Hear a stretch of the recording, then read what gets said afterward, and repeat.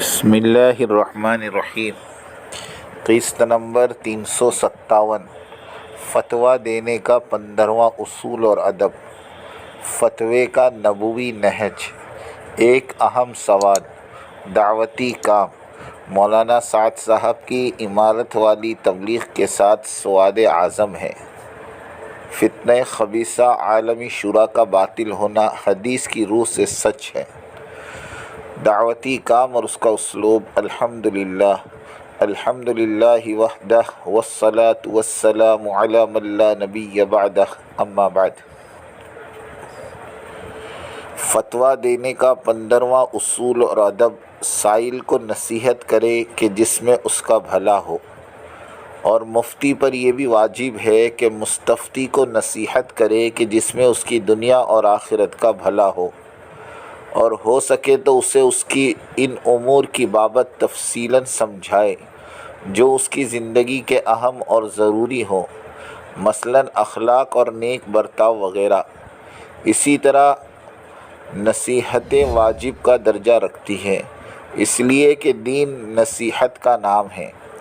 اگر سائل کوئی خاص مسئلے کی دریافت کے لیے آیا ہے تو مفتی پر واجب ہے کہ وہ محسوس کرے کہ مسئلہ بیان کرنا بہتر ہے یا اس مسئلے سے متعلق صرف نصیحتیں بہتر ہیں، تو صرف وعظ اور نصیحت پر ہی اکتفا کرے، اسی میں مصلحت ہے، خیر ہے، ورنہ سائل کا سوال برائے سوال بن کر عوام میں گشت کرتا رہے گا۔ اس لیے مفتی کو چاہیے کہ سائل کو اچھے عمل اور اخلاق کی نصیحت کرے، یہی اس کے لیے بہتر ہے۔ ایک مرتبہ ایک آدمی حضور صلی اللہ علیہ وسلم کے پاس آیا مسئلہ دریافت کرنے کے لیے، اور پوچھا کہ یا رسول اللہ، قیامت کب ہوگی؟ تو رسول اکرم صلی اللہ علیہ وسلم نے پوچھا، کیا تیاری کر رکھی ہے قیامت کے دن کے لیے؟ اس نے کہا، کچھ نہیں، نہ نمازیں زیادہ پڑھی اور نہ روزے زیادہ رکھے، نہ صدقہ ہی زیادہ دینا ہوا، بس ایک بات ہے کہ میں اللہ اور اس کے رسول سے بے پناہ محبت کرتا ہوں۔ اس پر حضور صلی اللہ علیہ وسلم نے فرمایا کہ انسان قیامت کے دن اسی کے ساتھ ہوگا جس سے محبت رکھتا ہو۔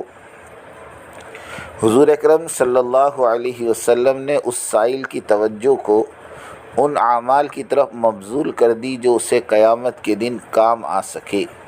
یہ ایک بصیرت بھری تلقین ہے۔ سوال پر سوال، جواب پر جواب، یہ کمپیوٹر کا شغل ہے۔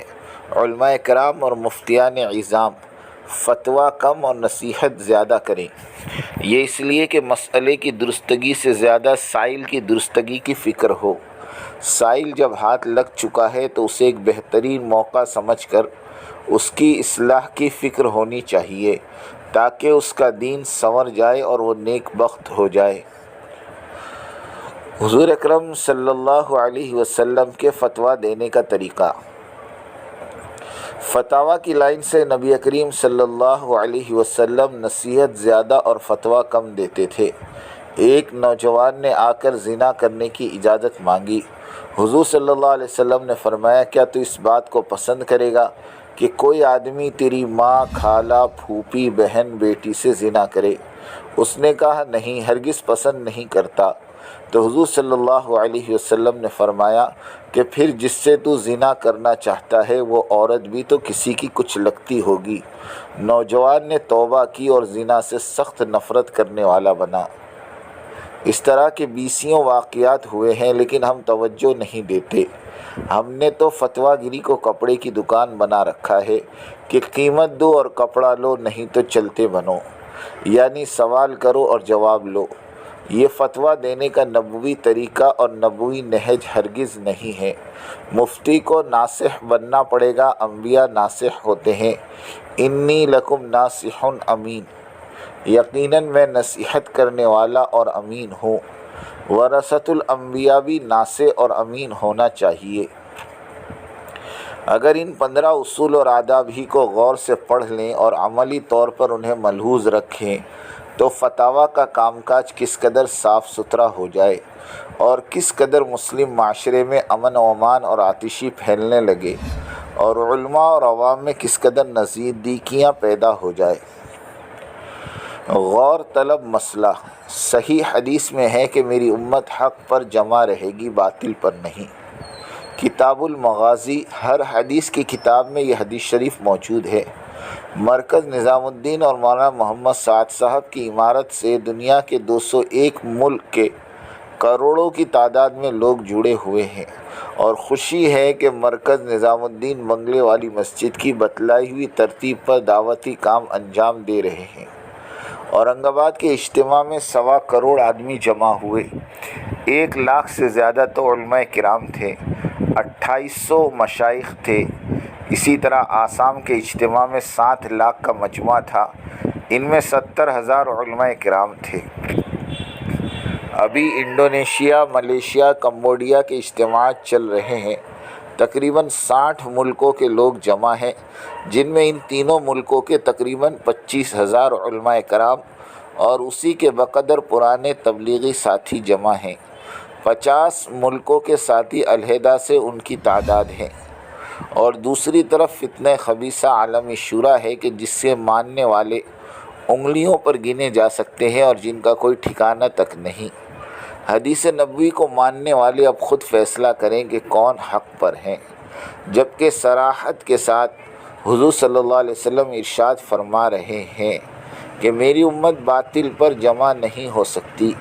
یہ حدیث سوال کرتی ہے مولانا ابراہیم صاحب دیولا سے اور احمد لاٹ صاحب اور ان کے گروپ سے کہ ایک طرف مرکز نظام الدین اور مولانا محمد سعد صاحب اور ان کے متبعین جو دنیا بھر میں 20 کروڑوں کی تعداد میں سواد اعظم کی شکل میں پھیلے ہوئے ہیں، اور دوسری طرف فتنہ خبیثہ عالمی شورا کے چند باغی یعنی آدھا درجن گجراتی علماء، پاؤ درجن علی گڑھی پروفیسرز اور پاؤ درجن رائے کے فراڈی اور کرپٹس لوگ، اور دنیا بھر کے گجراتی احباب کی بمشکل 2 سے 3% برادری۔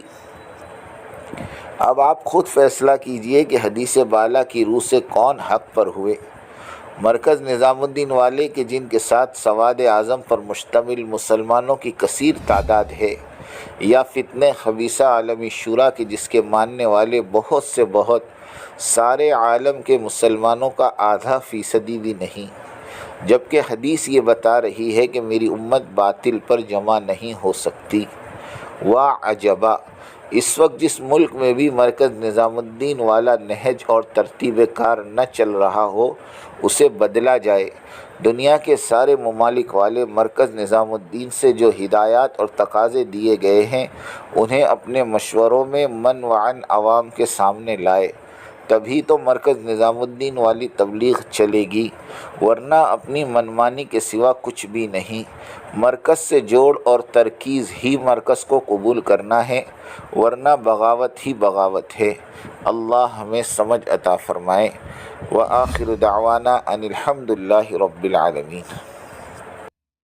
میری بات توجہ سننی پڑے گی، بہت توجہ سننی پڑے گی۔ تم بات کو غلط مطلب نکالو گے اپنے ذہن سے، اور میرے ذہن میں جو مطلب ہے اس پہ غور نہیں کرو گے۔ یہ بڑی مصیبت ہے اس زمانے میں۔ بجائے جو میں چاہتا ہوں اس طرف توجہ کرنے کے، اپنے دماغ میں جو کچھ لیے بیٹھے ہو اس کو غلط رخ پر لے جاؤ گے۔ سنو غور سے۔ بات کو سمجھنے کے لیے سب سے پہلے آدمی اپنے ذہن کو اور اپنے برتن کو اعتراض اور تردد اور اشکال سے خالی کرے، اس لیے کہ اگر کسی بات کو بھی مفہوم مخالف اور کسی بات کو بھی کسی دوسرے عمل کی تردید یا اس کی تنقیص یا اس کی افادیت کو کم سمجھنے کے سوء ظن کے ساتھ سنا گیا، نفع کی باتوں سے نقصان ہونا یقینی ہے۔ اس لیے سب سے پہلے ہم اس کی نیت کریں، پوری بات سنیں گے، آگے پوری بات نقل کریں گے۔ آدھی سننا یہ بھی دین و دعوت کے لیے ناقص، اور آدھی بات کا نقل کرنا یہ تو بڑے فساد کا ذریعہ ہے۔ اس لیے بہت توجہ کے ساتھ بات سننی ہے۔ اور اگر آپ نے ابھی تک ہمارا چینل سبسکرائب نہیں کیا تو فوراً سبسکرائب کیجئے، ساتھ ہی بیل آئیکن پر کلک کریں تاکہ مزید آنے والی ویڈیو ہیں وہ آپ کو وقت پر ملتی رہیں۔